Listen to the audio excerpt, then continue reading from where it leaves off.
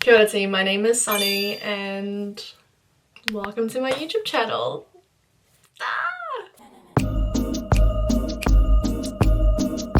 Excuse me.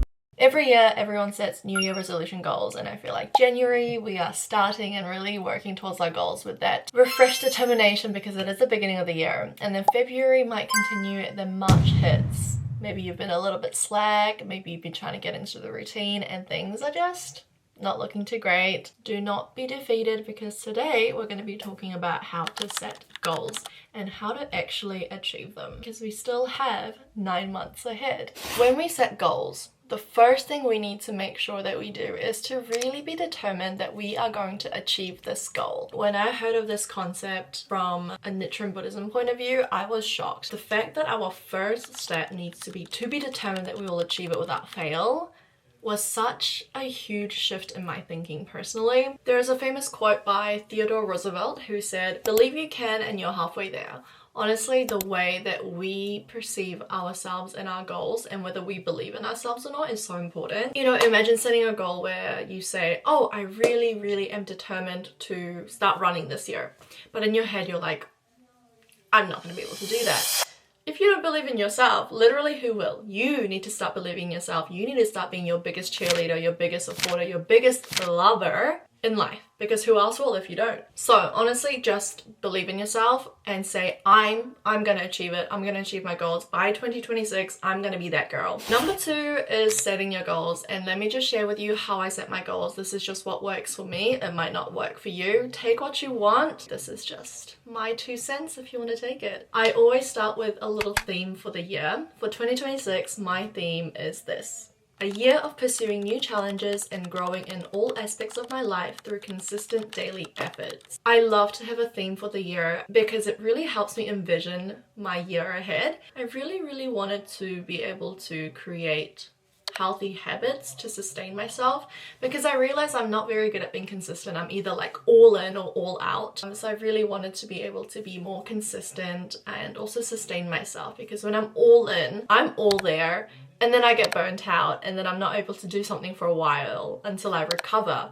Then I'm all in again, and I'm just like, I don't think that's healthy for me. So being able to be consistent through daily efforts was something that was really important for me to tackle this year. Along with it, I decided to have 3 main kind of keywords for the year. This is the first year I've done this: consistency, growth, and side quests. I decided to quit my job at the end of last year. It felt really fitting to do side quests. I had no clear vision of exactly what my career path would look like. It was very uncertain, things were up in the air. So I really wanted this year to be a year that I just complete side quests to grow as a person, to grow my capabilities, to just expand my life to bigger than what it was. And, you know, new circle of friends, new circle of people, new circle of skills. Then I'd like to create a vision. These lists of 10 visions are just things that I want in my life for 2026, the type of person that I want to be, the things that I want to challenge myself that are not exactly goals that can be kind of ticked off. So let me share with you some examples. Spend my time wisely, act fast with careful thought and intention,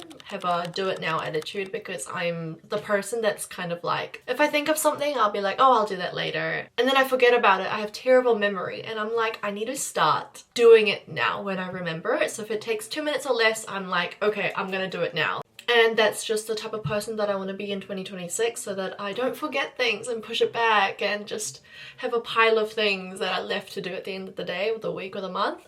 So do it now attitude is my vision for the year. Then I separate my life into different categories, and under each of those specific categories is where I write down a list of goals. These goals are specific goals that I can tick off, save a certain amount of money, and I've got that figure written down. Another one is to go on a solo trip. I have a few options. I'm not sure where, still figuring that out, but a solo trip. Donate blood. For my social media, I also have, you know, post fashion content, create a second account for more like less curated content, start actively posting on YouTube. So I have a theme, keywords, vision for the year, and my specific goals. That's just how I like to lay out my goals, and that is my 2026 goals ecosystem. And the last point that I want to talk about today is to redetermine. I think this is such an important part of actually achieving your goals and actually having your visions and goals come true. Daisaku Ikeda once said that even if you have the tendency to make a determination but only stick to it for 2 or 3 days, it is okay as long as you keep refreshing that determination. And to continue on, there is a famous saying by a Japanese philosopher, Inazo Nitobe: those courageous enough to fall down 7 times but get up 8 have a bright future ahead of them. Let's say I signed up to the gym and I told myself that I'm gonna go 3 times a week, and week 1 I went 3 times a week. Week 2 I went twice, week 3 I went once, and week 4 I didn't go at all. Week 5 I didn't go at all. You know, if you're able to get back up and go to that gym at least once in the 6th week, you can continue that goal.